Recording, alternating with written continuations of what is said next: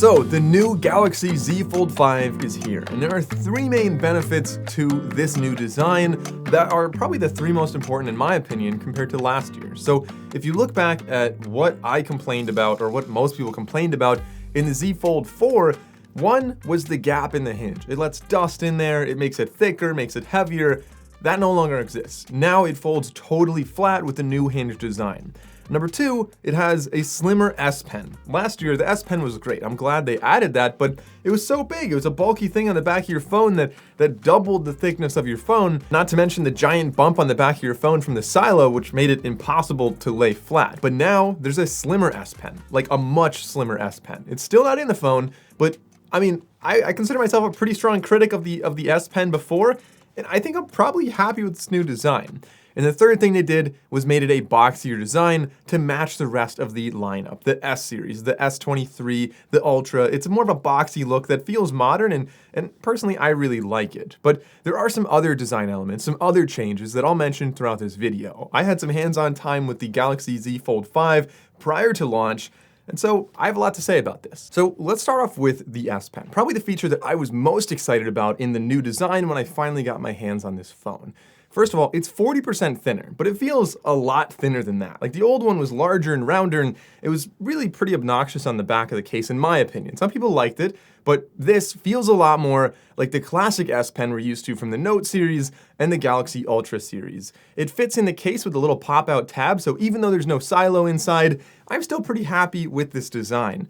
Even though it is thinner, like I tried to bend it, there is minimal flex, so it's still a very durable pen. So if you write really hard, if you have a hard grip, you shouldn't have to worry about it flexing on you. And on top of that, it is backwards compatible, which means if you liked the larger S Pen, you should still be able to use the older S Pen with the new Z Fold 5. So you have some options here. Personally, I'm a big fan of the new color designs they have. So different cases have different colors of the pen and the case, of course, and you can buy the S Pen individually, so you can mix and match the cases however you want. It is sold separately, it doesn't come with the phone, but if you pre-order, usually you can find some kind of deal and maybe you could get it for free bundled in there. Now there is also the same digitizer, I believe, as the old Galaxy Z Fold 4, so the writing experience should be very similar to before.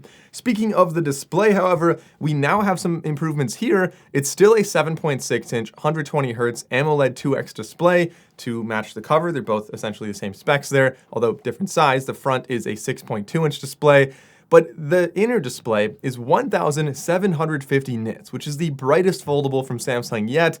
And that's gonna be great if you're sitting outside. Like in the past, there's always a glare because you're outside, but a brighter screen really makes that glare much less of a problem. The phone design itself is also pretty familiar from what we saw last year. It comes in three different colors. There's icy blue, there's phantom black, and there's cream. And that kind of brings me into the next topic of the hinge, the second big thing that Samsung really fixed, and in my opinion, easily one of the biggest things. I mean, the S Pen for me was the biggest, but this is a clear number two here. I love this. This is now much, much thinner when folded because it folds flat. It's 0.53 inches thick, and for my international friends, I'll put that in millimeters over here. So it's thinner not only than the old hinge, which was 0.62 inches, but the old design would start at the hinge and taper down. So this is way thinner than the hinge thickness, but also thinner than the other thickness of the phone. So all across the board, this is thinner. There's only one thickness here because they are parallel because it closes flat, and it should be about 4% lighter. Now the hinge is redesigned, as would be pretty obvious with this new look. It's now a new teardrop design with less moving parts, which should also improve the longevity of your phone. I know a lot of people are worried about the hinges, like things getting in there. First of all, by folding flat, you won't have dust getting in there. Second of all, less moving parts means it should theoretically have less to break and it should last longer. And the third thing, it is actually the same hinge as the Z Flip 5. During my hands-on time, I didn't get any great footage of the hinge on the fold, so here's some footage of the Z Flip 5. And like I said, you can see how it folds flat. It opens up. There's not really a big crease there. It feels very nice and it stays stable in any position. So like in general, this seems like really a big improvement across the board for the hinge on the fold, which is the most important part of the fold. There are also some experiential improvements with the phone. For example, we have GoodNotes, which is now available or now compatible with the S Pen. You also have some cool features like the ability to drag and drop by tapping and holding on like a file or a photo, and then using the other, like your other hand, to open another app and then drop it in there. Sounds complicated, might take some practice, but could be a very useful feature if you're trying to move like a photo from like your gallery over into, I don't know, OneNote or something like that. It could be useful. The taskbar has also been enhanced to now include 4 recent apps, just kind of optimizing what's on the bottom of your screen. And you can always do so many different things with the folding display, not only like taking photos, using it as a tripod to watch videos, whatever, but probably the biggest one, in my opinion, is going to be taking astro photos in flex mode. So the ability to take night photos with this phone, you won't need a tripod. You can see what the timer is, how long it's going to be taking the photo, and it'll stay perfectly still because you don't have to lean it against a backpack or anything like that. Of course, the Pixel Fold can also do that, but there are quite a few things after having used the Pixel Fold for a while that I really appreciate with the Galaxy Fold. And these are all pretty much related to the split screen, among many other things. But looking at the split screen first, you can have any ratio of screens. So on the Pixel, you have to choose like 1/3, half, or 2/3. This, if you have a calculator and something else, you could slide it very, very granularly to exactly the ratio of screens you want. You can also easily swap the orientation, so not just left, right, but top, bottom works really well also. And probably most importantly, you have a search bar in the app drawer. So if you are, like, you have one app open and you want to open another one, you tap on a little grid on the bottom and it shows you all the apps. You can search on this, which is something you can't do on the Pixel Fold. Now, there are many other things, the S Pen and whatever, but those are 3 that I thought were really nice in the interface. Now, inside this phone, this is running a newer processor. It's a Snapdragon 8 Gen 2 Samsung edition, the same we're seeing on the rest of the S23 lineup. And this also has 12 gigs of RAM and 3 different storage options ranging from 256, 512, and all the way up to 1 terabyte of storage.